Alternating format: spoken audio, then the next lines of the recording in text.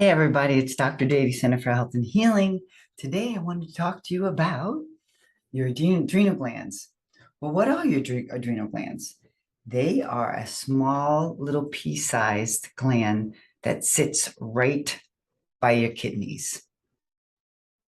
Now, but what do they do? Okay, first of all, they release cortisol.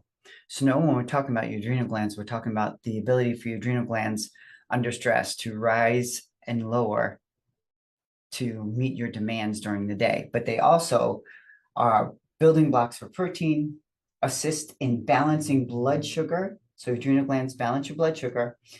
They counter inflammation and allergies, maintain resistance to stress. So this is like the fight or flight. Someone's chasing you down the street. The adrenal glands know how to give you the cortisol you need, and they have the ability in the body to dilate your pupils, put blood in your legs. So when you're running and someone's chasing you, and fight or flight can be when you lose somebody, maybe it's an emotional thing, maybe it's a chemical thing. So stress, the adrenal glands know, is just stress. It can be a death, it can be, so on and so forth. So when they say stress kills, that's so true. So it fights infections, physical trauma, temperature extremes, and emotional trauma. So because of the multiple duties these glands have, adrenal fatigue can manifest itself depending on the person. So it's different depending on each person where it manifests itself. Can I talk today? Signs of adrenal insufficiency. So you think, hey, do I need all this information on adrenals? I'm going to show you why you need to know what your adrenals do, because it is a lot of information, right? A little overload. But adrenal fatigue includes some of these symptoms, which a lot of people might even have experienced themselves. Sluggish waking up in the morning. So you slept all night, you slept 8 hours, but you're like, I'm still tired in the morning. Or there are people that are wired all day, but they're really exhausted. We call them wired and tired people. There's not a balance of energy throughout the day. It goes up and down. So maybe you might have some sugar because you're tired and you take sugar or drink a Coke or something or coffee to wake yourself up. Difficulty handling stress. The smallest of things will make you crumble. Sugar craving and a weakened immune system. So here's where it gets a little fun. I call it fun anyway. The stress response can be physical, as I said, emotional, as I said, and chemical. But why is it important to know what's going on with the highs or lows of your cortisol? And how do you even know that? How do you find that out? Well, I test. I use this wonderful test kit, and there are some vials in there, and I'll explain to you how I do this and why it's so important to me to know. So this would be a patient's results from the last one I did. So this patient took these 4 vials, and they spit into those vials 4 times a day, 6 to 8, 11 to 1, 4 to 5, and 10 to 12.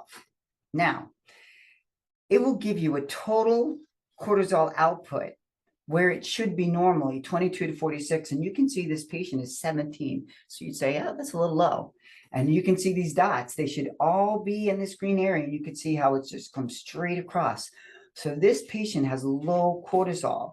And you're like, okay, what does low cortisol mean?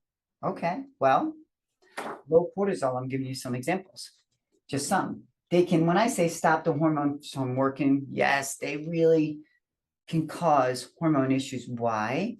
Because if it's low for a long period of time, when it was high, when you were under a lot of stress, it was really high, it steals from hormones. So it causes all this imbalance. So it can take a hormone, progesterone, and convert it to cortisol because the output, it needs it. So yes, messes with the hormones.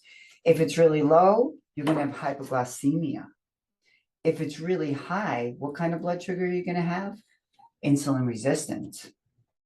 And also the hormones, again, over here with high cortisol, we say wacky hormones. They're just all over the place. You have all kinds of hormone dysregulation. Maybe you don't have a cycle 1 month, maybe the next month you will. And now the high cortisol will affect the immune system, but we're talking about low, right? So does it affect the immune system here? Of course it does, but in a different way. Your immune system is affected by the hormones, and I'll show you how. Let me see. Hey everybody, it's Dr. Dady, Center for Health and Healing. Today I want to talk to you about your adrenal glands.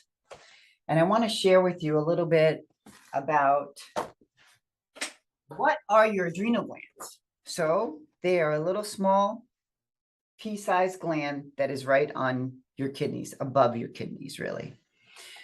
So what's so important about knowing about your adrenals? Because they do so much. But let's go through it because it can be a lot of information. So I'll go really slow and we can talk about why it's important that I test for the adrenals and I know what I'm looking at and how I can correct them. So then we don't end up with many diseases and illnesses come from dysregulated all over the place adrenal glands that release cortisol. So what do? They're building blocks for protein. Well, we know how we need protein, right? They assist with the balance of blood sugar. They counter inflammation and allergies. They maintain the resistance to stress through the fight or flight. Infections, physical trauma, extreme temperature changes, and emotional trauma. Because the multiple duties of this gland, the adrenal glands can affect people differently depending on their situations. Every individual is a little bit different of how they're affected by it. Because some of the signs and symptoms of adrenal insufficiency include fatigue, sluggish waking up, imbalance of energy throughout the day, meaning, maybe it's low in the morning and you get some coffee because you can't even get up because you're so tired, difficulty handling stress, sugar cravings, a weakened immune system, just to name a few. Stress response can be physical, emotional, or physical, emotional, or chemical. What does that even mean? So people will say to me, well, I'm in a good marriage. I have a great job. I'm not really stressed out. Well, you could work in a paint factory and those chemical stresses will affect your adrenals the same as if someone passed away or you're under a lot of emotional stress. It knows no difference. It's just under stress. So why is it important that I test that I know if it's a high cortisol issue or low?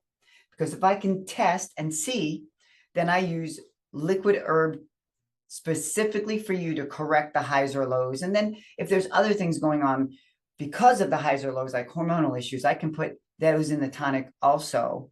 And I call my tonic liquid gold because it works just that way. It's so amazing how it can correct these things. Now, let me show you what I'm really testing for. And I'll use a patient's example. We have a patient here that did the adrenal test, the cortisol test. She took these 4 little vials, or he did, and spit in those vials. And you have to do it very specifically because your cortisol level only pulses 4 times a day and they do it at very specific times. It's not because cortisol is a hormone and it doesn't just release all day. So from 6 to 8 in the morning, 11 to 1 in the afternoon, 4 to 5, and 10 to 12. So you could see she did her vial here, here, here, here, where those dots are. It should be all in this green area. Then you take the total cortisol to see where they are. So normal is 22 to 46 and she's 17. So her total cortisol output is low. And what would that mean? Let's look over here. Total cortisol output is low. So the first thing, it dysregulates, it really stops hormone production. You have a lot of issues with hormones. So I'll go to the second page and see, well, if that's true, can I turn the page? How did it affect her hormones? Well, progesterone is low. So it affected the progesterone. And we're going to look at DHEA, and that's a hormone, and that's really low. And this little red dot here tells you in this area how it's affected. It says depressed DHEA. So in this zone, it says this represents this patient has depressed of DHEA because they're under prolonged stress.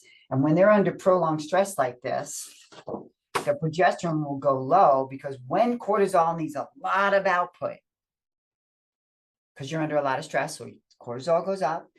And if it doesn't have enough, it just steals it from, we call it pregnenolone, but just think of the progesterone side. It's taking it, it's converting it to cortisol. You're taking an apple, you're making an orange, huh?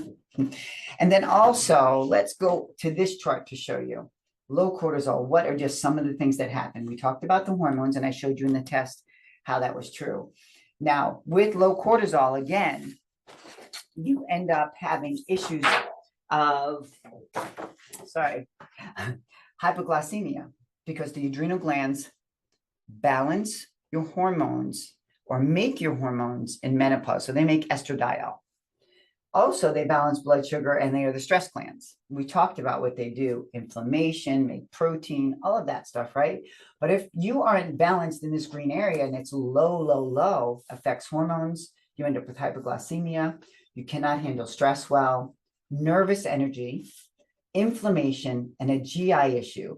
Now, in the low side of a GI issue, you're going to end up with low hydrochloric acid, meaning your acid in your stomach is too low. So when you eat food, it sits there and the acid's not breaking it down. So it actually rots in your stomach and you feel like you have a reflux, but it's just rotted food. If we look at the GI issue with high cortisol, it's usually the high cortisol for a long period of time will eat through the gut lining. Then you talk about leaky gut and even parasites leak down through there. Food allergies happen from that. So the difference between those is they both cause hormone issues. They both cause insulin issues. You end up with high cortisol is going to be type 2 diabetes. Low is hypoglycemia. Immune system is affected. High, you can't stay asleep. Low, you can't go to sleep.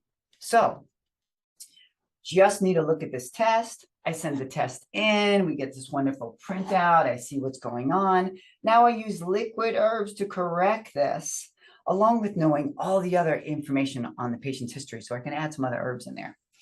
So why do I test? Because then I'll know.